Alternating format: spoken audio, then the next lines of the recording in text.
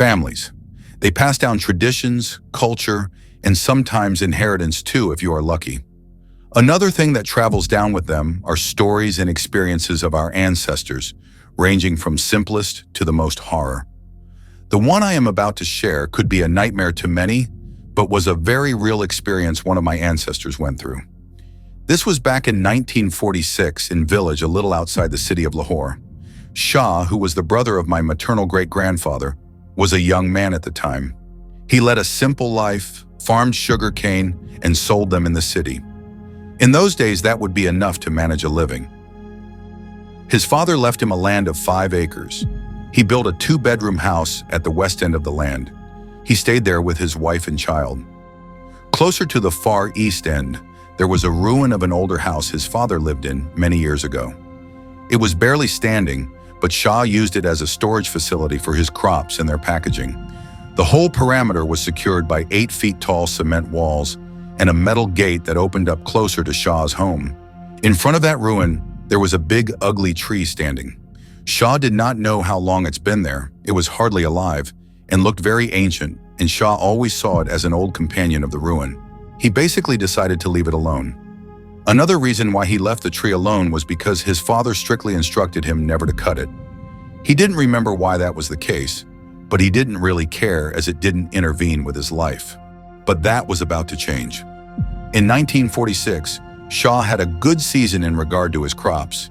He cleared them out and did his sales fairly quickly, unlike before. In most cases, the sugar canes would stay there for months or won't sell in time, and sometimes go to waste in large quantities.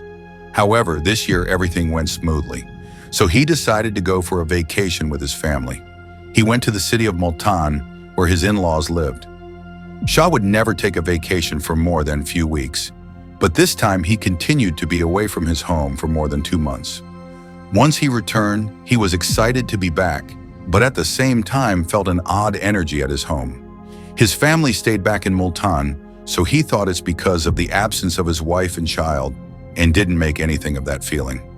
For the first few nights, he would find himself waking up before dawn, drenched in sweat, not knowing why. He'd be scared to walk around his own home at night without proper illumination. One particular night, he woke to a sound coming from distance. It sounded like someone was banging on the metal gate of his property. He checked the time. It was past 2 a.m.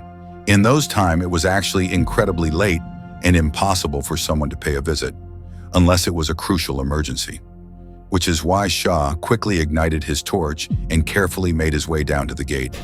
He was paranoid but didn't want to give in to his fear. He kept chanting, "I am in my property, my house, nothing can hurt me," over and over again as he walked towards the metal gate. The banging on the gate kept getting louder as he got clearer. He reached the gate and asked, "Who is it?" before deciding to open it. As he asked that, the banging stopped. There was silence for a bit, and then a woman spoke. "My kids are hungry." He felt strange, but told himself, it's just some panhandler woman. He opened the door just so slightly. He saw a woman in white covering her face. She was wrapped in a strange white cloth and stood at the height of 6 feet. Shah was confused at what he was looking at, but proceeded to ask her, "How old are your kids?"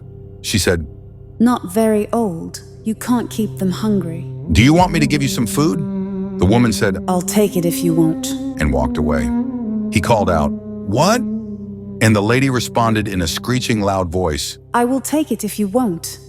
as she disappeared into the darkness. Shah was creeped out by this encounter. He locked the gate and made his way back to his home. His room was on the 2nd floor, and above that was a small terrace. He felt uneasy, so decided to walk a bit there for some fresh air. 10 minutes into his pacing back and forth, his eyes caught something. He could see beyond the perimeter of his property behind his home and saw the same woman in white standing there. He couldn't tell if she was facing him or facing away from him due to how dark it was, but she was most definitely there. She was standing so still, as if she's not a human, but an object. It was eerie. He told himself, she is outside the property. There is no way she can enter it.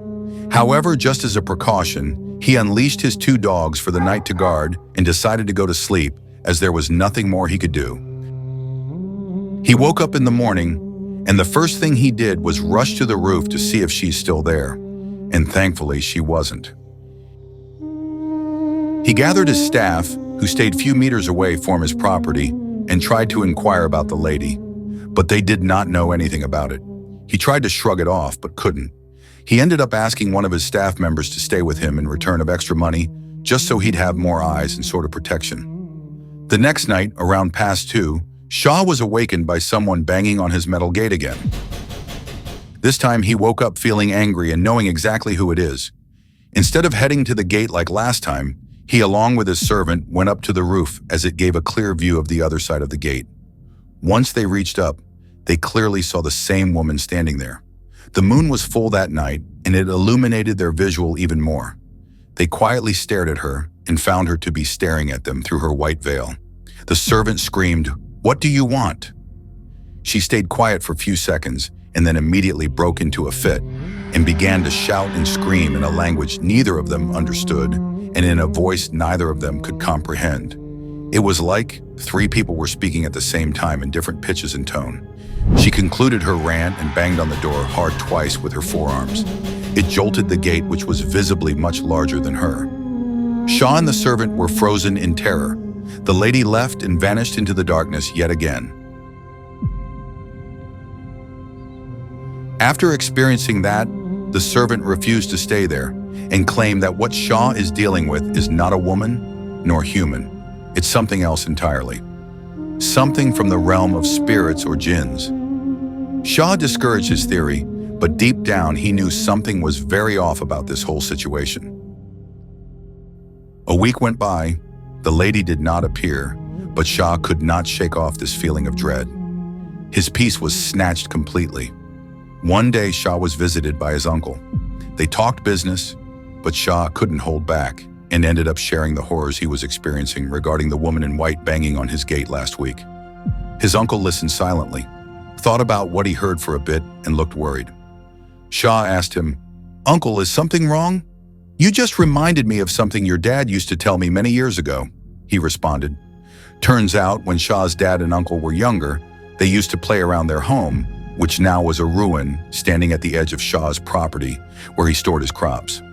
Back then, it was a home to them.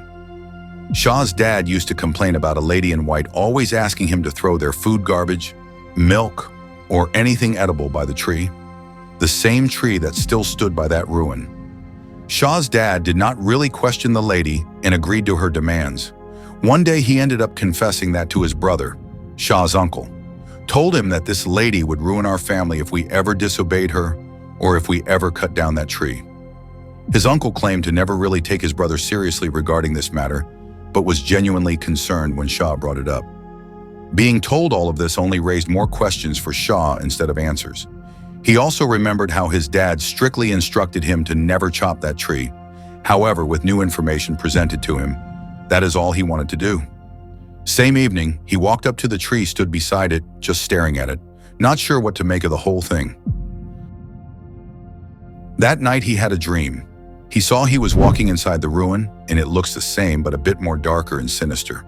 He walks into a room and finds it to be full of people, all dressed in white and crying uncontrollably. Some of them were beating their own face in distress. It was a horror. He found his dad, who appeared to be much younger than he remembered him, tied up to the wall and asking him for help. Shah tried to untie him but saw the lady in white present in the room behind him. Shah told his dad, "I don't know what to do."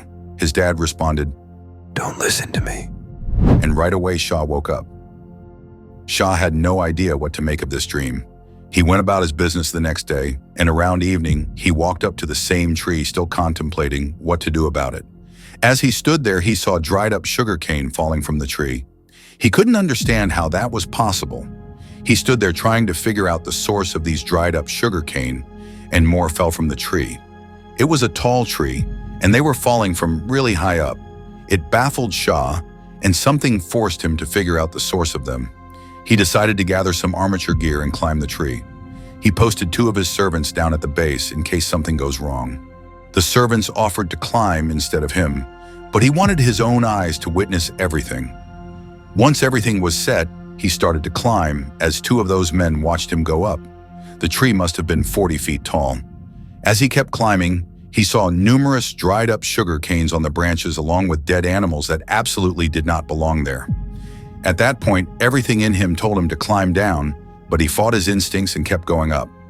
Once he got to about 25 feet, he approached a branch, and when he looked closely, he saw 2 feet on it. They did not look like any regular feet. They were big, crooked, and odd. He looked up and noticed it's a human-like figure wrapped in white staring down at him. It was the woman in white standing 25 feet above the ground on this tree. For the first time, he got a good look of her face. She had long black hair. She had 2 huge red eyes with a mouth that covered most of her face.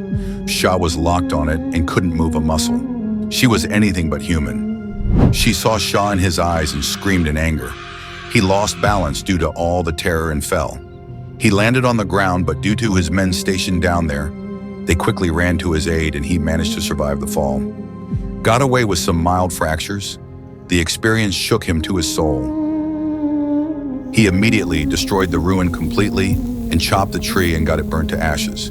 He also excluded the ruin and the tree area from his property and rebuilt a wall that was a few meters away from the base of the tree.